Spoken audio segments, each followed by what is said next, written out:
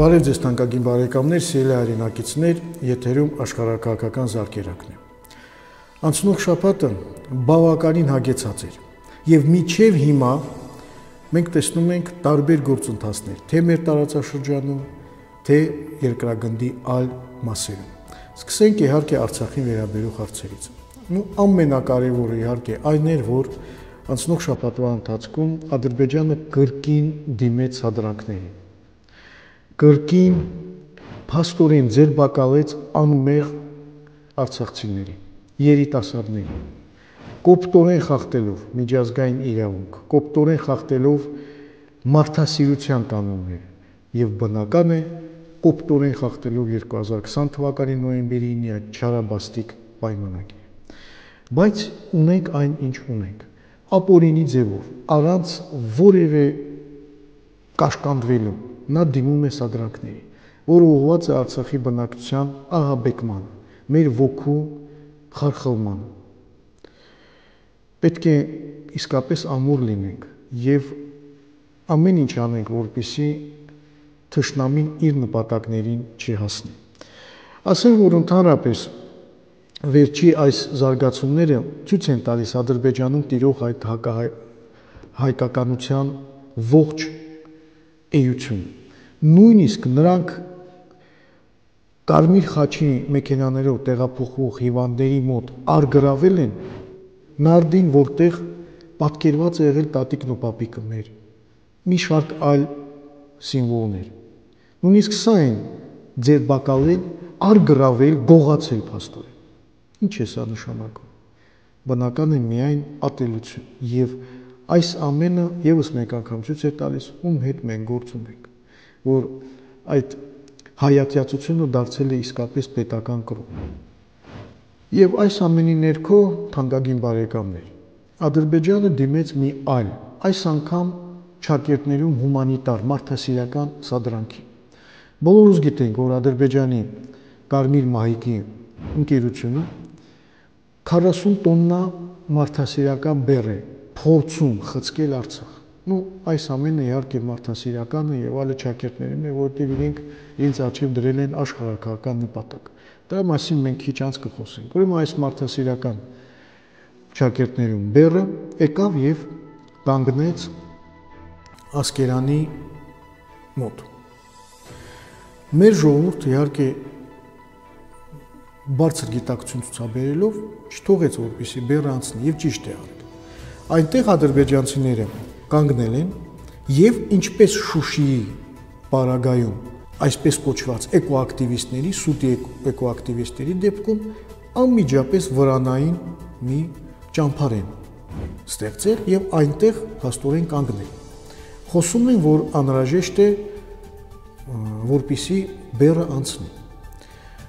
Նախ եւ առաջ ասենք հետեւյալը, որ մարդասիրական օգնությունը բեռը բռնի ուժով չեն փորձում խցկել։ Երկրորդը, նույնիսկ տեսեք, կան դետալներ,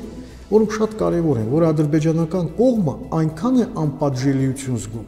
որ նույնիսկ հատուկ կարծես թե անում է ամեն ինչ, ինչ որ նշաններով ցույց տալու իր բուն նպատակը։ Այսպես մեքենաների համարները սկսվում են 44-ով սերիա, որը բնական է 44-օրյա պատերազմի խորհրդանիշն է։ Այսինքն նույնիսկ այս դետալները, որ իրենք միշտ շատ այսպես բծախնդիր են իրենց քաղաքականության մեջ, բայց հատուկ այդպես են նշել։ Ադրբեջանում նույնիսկ կան ծաղրանկարիչներ, որոնք այդ ծաղրանկարներն են նկարել, բայց ոչ թե ծաղրանքի համար միայն, այլ նաև սա պատգամ է, այսինքն այդ ծաղրանկարում պատկերված է այսպես կոչված հումանիտար բեռը եւ այդ մեքենաների հետևի մասում նստած զինված մարդիկ։ Այսինքն պարզ է, որ սա օկուպացիայի այսպես մի ձև է, դրա համար մենք պետք է շատ այսպես հանգիստ լինենք եւ հանկարծ թույլ չտանք, որպեսզի այնտեղ ինչ որ գործընթացներ տեղի ունենան։ Ինչու՞, որովհետեւ Ադրբեջանը հենց կարողացավ այդ մարդասիրական բեռը անցկացնել Արցախի տարածք, այսինքն օկուպացված տարածքից մտցնել ազատ տարածք, պարզ է, որ դրանից հետո կսկսվեն այլ գործընթացներ։ Բերձորի միջանցքը ինքը ունի լրիվ այլ կարգավիճակ։ Բերձորի միջանցքը լոկ շնչերակ չէ։ Այն քաղաքական եւ իրավական յուրահատուկ կարգավիճակ ունի գոնե մինչեւ 2025 թիվը, որովհետեւ գտնվում է ռուս խաղապահ առաքելության վերահսկողության ներքո։ Հենց Ակնայի Աղդամի ճանապարհը գործակցում են Բերձորի Միջանցքի վրա պետք է խաչ դնել, առհասարակ չի գործելու։ Հիմա մենք ոնց պետք է օրինակ մեր ժողովուրդը ազատ անցնի դեպի, ասենք Հայաստանի Հանրապետություն բուժվելու եւ այլն։ Աղդամով պետք է անցնի։ Իհարկե ոչ։ Այս ամենի ներքո ադրբեջանական կողմը շոուներ է կազմակերպել, որի գլխավոր դերակատարը Ադրբեջանի նախագահ աշխատակազմի արտաքին հարաբերությունների պատասխանատուն է Ադրբեջանի նախագահի օգնական Հիկմետ Հաջիևը։ Նա ուրեմն մի մեծ խումբ արտասահմանյան լրագրողների եւ դիվանագետների հետ այցելեց ուրեմն այդ ճամփարը, այսպես կոչված, եւ մի շարք հայտարարություններ արեց։ Այսպես նա հայտարարեց, որ այն, որ Ղարաբաղցիները մերժում են ընդունել այսպես կոչված հումանիտար բեռը, դա ոչ այլ ինչ է, քան ռասիզմ եւ խտրականություն։ Պատկերացնում եք, չէ՞ ինչ է ասում։ Այսինքն այն, որ մենք մերժում ենք նման քայլ, դա ռասիզմ է։ Իրենք իհարկե ամեն ինչ ուզում են անել, որ մեր ոգին, մեր արժանապատվությունը կոտրեն, բայց չպետք է դա ստացվի, որովհետև հասկանում եք, որ միայն հացով չէ, որ ժողովուրդը եւ մարդիկ ապրում են։ Հասկանալի է, շատ ծանր է իրավիճակը, բայց կան դիրքեր, որոնք մենք չպետք է զիջենք։ Ասեմ, որ վերջի ժամանակահատվածում միջազգային հանրությունը ավելի ակտիվ է սկսել ուշադրություն դարձնել ստեղծված իրավիճակին։ Այսպես, Ֆրանսիայի Հանրապետության նախագահ Մակրոնը հեռախոսազրույց է ունեցել Հայաստանի եւ Ադրբեջանի ղեկավարների հետ։ Կարևորել է, որ պետք է անպայման բացվեն ճանապարհները եւ նշել, որ գործընթացը լինելու է շարունակական։ Գերմանիայի արտաքին գործերի նախարարն է նաև իր մամլո ասուլիսի ժամանակ հայտարարել, որ Արցախում իրավիճակը ողբերգական է, կատաստրոֆիկ է, եւ որ ամեն ինչ պետք է արվի, որպիսի ճանապարհները Լաչինի միջանցքը բացվի։ Եվ բնական է այսպես կարևոր իրադարձություններից մեկը եղել է նաև այն, որ Փարիզի քաղաքապետը հումանիտար օգնության հետ մեկտեղ ժամանեց մինչև Կորնի ձոր։ Կորնի ձորում բնական է Ադրբեջանի իշխանությունները թույլ չտվեցին, որպեսզի նրանք հատեն, որը նույնպես կոպտագույն խախտում է 20 թվականի պայմանավորվածության եւ այդ բոլոր չարաբաստիկ զարգացումների, ինչպես նաեւ մարդասիրության։ Ավելին, այս ամենի ներքո արտաքին գործերի նախարարությունը Ադրբեջանի բողոքի նոտա է ներկայացրել Ֆրանսիայի դեսպանին, նշելով, որ Ֆրանսիայի քաղաքականությունը եւ Փարիզի քաղաքապետի գործունեությունը փաստորեն հարվածում են Ադրբեջանի տարածքային ամբողջականության եւ հանդիսանում են պրովոկացիա։ Պատկերացնում եք, չէ՞։ Իհարկե, Ֆրանսիան այս ամենից հետո պետք է ավելի համառորեն իր քաղաքականությունը ներկայացնի եւ անպայման պետք է արդեն իրական ազդեցություն գործել եւ ճնշում գործադրել Ադրբեջանի վրա, ոչ միայն Ֆրանսիայի, նաեւ քաղաքակիրթ աշխարհի կողմից։ Ասեմ, որ Ադրբեջանը այս ամենի ներքո շարունակել է իր ցավալապաշտական քաղաքականությունը։ Ալիևը այցելեց օկուպացված Բերձոր։ Այնտեղ նա հայտարարեց, որ ապրիլի 23-ը, երբ որ այդ ապօրինի անցակետը կամ հանցակետը արդեն տեղադրել են, համարվեց Ադրբեջանի տարածքային ամբողջականության վերականգնման օր։ Պատկերացնում եք, չէ՞։ Այսինքն պարզ է, որ այս բոլոր գործընթացները, այդ կեղծ էկոակտիվիստները եղել են բոլորը կազմակերպված պետության կողմից։ Եվ Ալիևը հայտարարել է, որ այս ամենը մենք իրականացել ենք ցույց տալով մեր կամքն ու ուժը ողջ աշխարհին։ Այսպիսի անպատժելիության մթնոլորտ է։ Ադրբեջան նաև այցելեց Թուրքիայի պաշտպանության նախարարը, հանդիպեց այնտեղ եւ Իլհամ Ալիևի հետ եւ պաշտպանության նախարարի հետ Ադրբեջանի բնական է քննարկել են երկու երկրների համագործակցությանը վերաբերող հարցեր։ Հետաքրքիր միջադեպ տեղի ունեցավ ըստ ադրբեջանական կողմի պրովոկացիա Ռուսաստանում Եկատերինբուրգ քաղաքում, այնտեղի թալիշական համայնքը նշեց Թալիշ Մուղանյան հանրապետության ստեղծման 30-րդ տարեդարձ եւ մասնակցեց նաեւ Եկատերինբուրգի քաղաքային դումայի խոսնակը, ղեկավարը Իգոր Վալոդին այդ միջոցառմանը եւ անմիջապես Ադրբեջանի արտգործնախարարությունը Ռուսաստանի Դաշնությանը իր բողոքը ներկայացրեց, նշելով, որ սա անթույլատրելի է, ավելին կոչ անելով նույնիսկ դատել ուրեմն Իգոր Վալոդինի Եկատերինբուրգի քաղաքային դումայի ղեկավարի, որովհետև նա մասնակցեց այդ գործընթացին։ Ու սա եւս մեկ անգամ ցույց է տալիս, որ իսկապես Ադրբեջանում շատ մտահոգված են ազգային փոքրամասնություններով, սա նաեւ մեզ համար է ուղենիշ, որովհետև այնտեղ փոքրամասնությունները ավելի քան 50% են կազմում բնակչության։ Դրա համար Արցախի նկատմամբ, եթե որևէ մեկը մտածում է, որ Ադրբեջանը կարող է վարել նորմալ քաղաքականություն, չարաչար սխալվում է, որովհետև ցանկացած իրենց կողմից կառուցողական քայլ կարող է նաև այլ կերպ ընդունել ազգային փոքրամասնությունների կողմից։ Սա մենք պետք է լավ հասկանանք։ Ակտիվ քաղաքականություն էր վարում Թուրքիան անցնող շաբաթվա ընթացքում։ Այսպես Թուրքիայի արտգործնախարար Հականը այցելեց Կիև, հանդիպեց այնտեղ եւ Զելենսկու հետ, եւ Կուլեբայի հետ, քննարկեցին տարբեր հարցեր, նաեւ այնպիսի հարցեր, ինչպիսին է Ուկրաինայի անդամակցությունը ՆԱՏՕ-ին, Թուրքիան դա ողջունեց, տեսնում եք ինչ քաղաքականություն է վարում, Ցորենի այդ գործարքը քննարկեցին, ըստ երևույթի Թուրքիան կփորձի միանձնյա ձևով առանց Ռուսաստանի ուկրաինական Ցորենը տեղափոխել, իհարկե սա արդեն կարող է այլ իրավիճակ ստեղծել, բայց ունենք այն ինչ ունենք, այսինքն իր քաղաքական ծավալապաշտական ծրագրերը նա իրականացնում է եւ Ռուսաստանի հետ է փորձում նորմալ հարաբերություններ ձևական իհարկե, բայց այս պահի դրությամբ կարողանում են ռուսներին դիվանագիտական առումով նրանք փաստորեն հաղթել։ Հական Ֆիդանը նաեւ հանդիպեց Իրաքի թուրքոմանների ղեկավարների հետ։ Սա արդեն պանթուրքիզմի գաղափարախոսության երգո է, որտեղ այդ թուրքոմանները, որոնք ապրում են Իրաքի հյուսիսում, ուզում են Իրաքից անջատվել եւ փաստորեն հիմա այդ պետությանը չեն ենթարկվում, ձևականորեն է նրանք հանդիսանում Իրաքի մաս։ Իսկական իրավիճակը այնպեսին է, որ Թուրքիան է այնտեղ իշխում։ Եվ շատ հետաքրքիր բան տեղի ունեցավ նաև պատմական առումով Թուրքիայում։ Էրդողանը մասնակցեց Մանասկերտի ճակատամարտի 952-րդ տարեդարձին։ Տեսնում եք, հոբելյանական չէ։ Մանասկերտի ճակատամարտը 1071 թվականին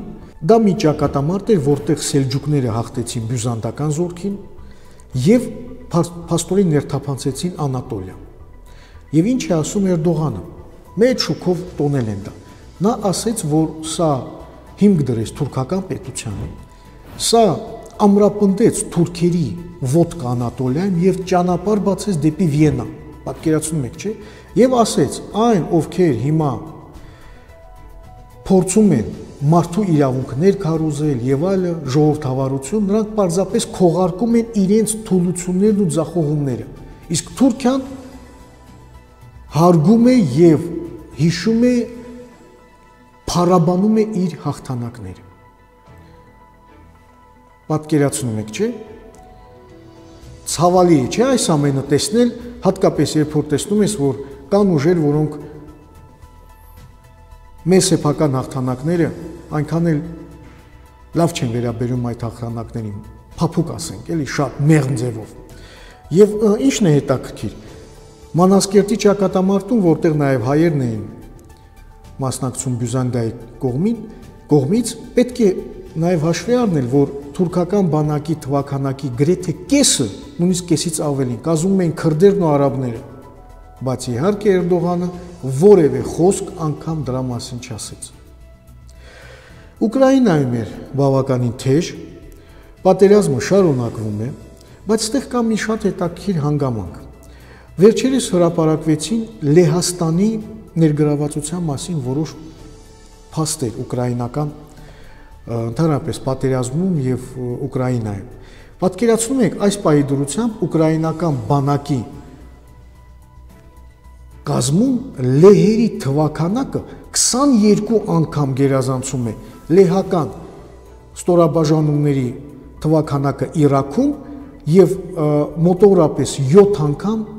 ավելի քան Աֆղանստանում։ Իսկ այդ լեհերը, որոնք ուկրաինական բանակում են, Լեհաստանի բանակի սպաներ են մեծ մասը կամ ենթասպաներ։ Իհարկե այս ամենը եւս մեկ անգամ ցույց է տալիս, որ լեհական այդ ծավալապաշտական քաղաքականությունը Ուկրաինայի բաժանման, մենք դրա մասին խոսել ենք, մնում է արդիական։ Ավելին, Լեհաստանը հայտարարել է, որ ծրագրեր ունի մի քանի տարվա ընթացքում ՆԱՏՕ-ին դառնալ երկրորդ թվականակով եւ ուժով բանակը։ Սա ոչ այլ ինչ է, քան աշխարհաքաղաքական հայտ։ Իսկ վերջի օրերին նաեւ հատկանշական էր, որ ուկրաինական կողմը հարվածել է Պսկով քաղաքին, Պսկովի մարզին, Ռուսաստանում, որը սահմանակից է Էստոնիայի։ Իհարկե ավերվածություններ կա, նրանք հարվածել են նաեւ օդանավակայանին, բայց խնդիրը ինչի մեջ է, որ որոշ ռուսական աղբյուրներ հայտարարել, այդ թվում նաեւ Վլադիմիր Սալավյովը, որը ունի սերտ կապեր Կրեմլի հետ եւ հենց այնպիսի հայտարարություններ չի անում, նա հայտարարեց, որ հենց մեր Բալթյան երկրներից են այդ անօդաչու թռչող սարքերը արձակվել։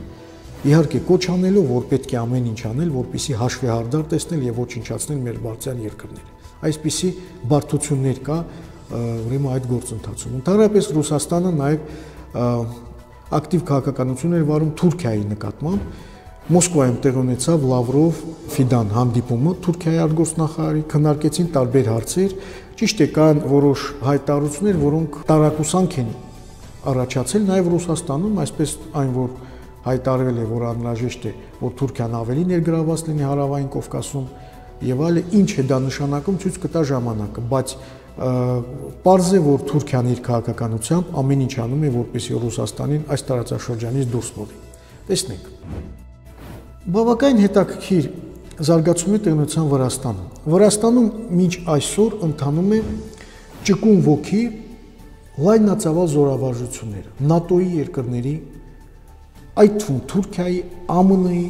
ինչպես նաև Ադրբեջանի մասնակցությամբ։ Շատ լայնածավալին, սա ևս մեկ անգամ ցույց է տալիս, որ Անդրկովկասում պայքարը շարունակվում է աշխարհաքաղաքական եւ շարունակվելու է։ Բավականին հետաքրքիր արդյունքի հասավ Չինաստանը, Մերձավոր Արևելքում։ Այսպես Սաուդյան Արաբիան պաշտոնապես հայտարարել է, որ հենց Չինաստանն է կառուցելու առաջի ատոմակայանը Սաուդյան Արաբիայում։ Շատ հետաքրքիր է, որը գտնվում է Քաթարի եւ Միացյալ Արաբական Էմիրությունների այդ սահմանի հատվածում։ Այսինքն Չինաստանը կարողացել է հաղթել այդ տենդերը, իսկ այնտեղ մասնակցում են եւ ամերիկյան, եւ բրիտանական, եւ ֆրանսիական ընկերություններ։ Իհարկե սա որդովմունք է առաջացել առաջին հերթին Ամերիկայի Միացյալ Նահանգներում, բայց ունենք այն ինչ ունենք։ Իրանն էր ակտիվ աշխարհաքաղաքականություն վարում, ու ամենակարևորը այստեղ այն է, որ Իրանի արտգործնախարարը այցելեց Սիրիա։ Հանդիպեց Բաշար Ալ-Ասադի հետ, հանդիպեց Սիրիայի արտգործնախարարի այլ պաշտոնյաների հետ, երկուստեք կարևորվել է հարաբերությունների խորացումը։ Իրանի արտգործնախարարը հայտարարել է, որ ԱՄՆ-ն պետք է իր զորքը հանի Սիրիայից, այսինքն բավականին հետաքրքիր զարգացումներ է, պայքար է աշխարհաքաղաքական Մերձավոր Արևելքում։ Իհարկե թեժ էր նաև իրավիճակը Աֆրիկայում, շարունակում է թեժ մնալ, ել ավելի է թեժանում։ Այսպես Նիգերի նոր իշխանությունները փաստորեն շրջափակման են ենթարկել Ֆրանսիայի դեսպանատունը եւ ժամանակ են տվել, որպեսզի ֆրանսիական դիվանագետները լքեն երկիրը։ Ֆրանսիան իհարկե չհամաձայնվեց եւ ասաց, որ դա անընդունելի է։ Ի պատասխան Նիգերի իշխանությունները անջատել են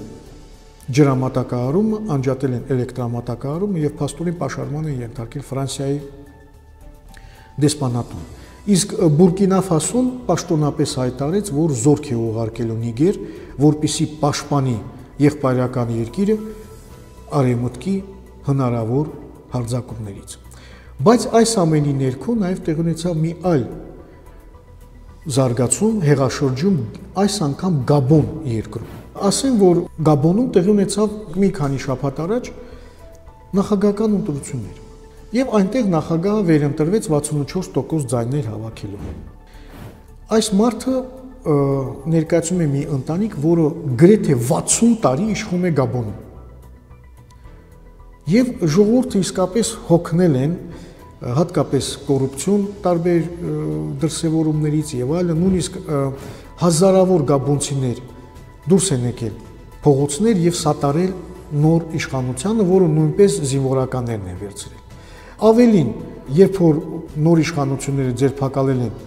գործող նախագահին եւ նա մտերիմներին, գտել են ահռելի քանակով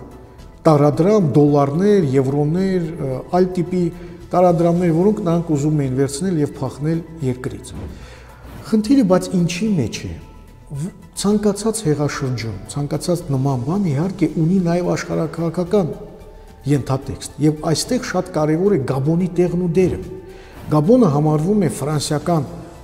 ազդեցության Աֆրիկայի տարածաշրջանում կարևոր հիմքերից մեկը։ Եվ իհարկե այն խարխլելով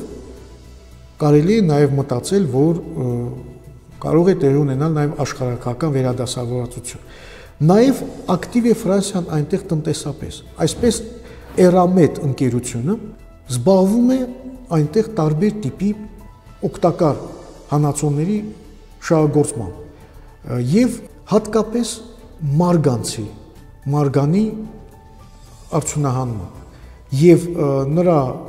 այդ ընկերության խոշորագույն միջազգային կազմակերպության ընկերության շահույթի 63%-ը գալիս է հենց այդ մարգանիցի արտադրությամբ։ Իսկ սա ստրատեգիական նյութ է, որովհետեւ օգտագործում է նաեւ պողպատի արտադրության մեջ եւ դրա ամենակարևոր գնորդը Չինաստանն է։ Հիմա տեղի ունեցել այսպիսի մի զարգացում։ Եվ ուրեմն այդ ֆրանսիական ընկերությունը Eramet-ը հայտարարեց, որ փակելու է իր գործարանը Գաբոնում։ Ըստ որոշ տվյալների Գաբոնի այս նոր վարչակարգը, որը եկավ իշխանության, շատ սերտ կապեր ունի ԱՄՆ-ի հետ։ Հիմա արդյոք սա փոփոխություն է Գաբոնում ազդեցության ոլորտների, միգուցե չինական նաև ներգրավվածություն կլինի, ցույց կտա ժամանակը, բայց այն, որ այնտեղ պայքարը շարունակում է, սա միանշանակ է, հատկապես հաշվի առնելով Գաբոնի աշխարհագրական դիրքը։ Այսպիսինն էին ցանկագին բարեկամներ։ Անցնող շաբաթվա մի քանի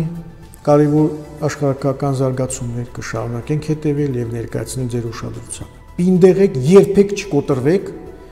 Աստված պահապան մեր երկրին ու ժողովրդին։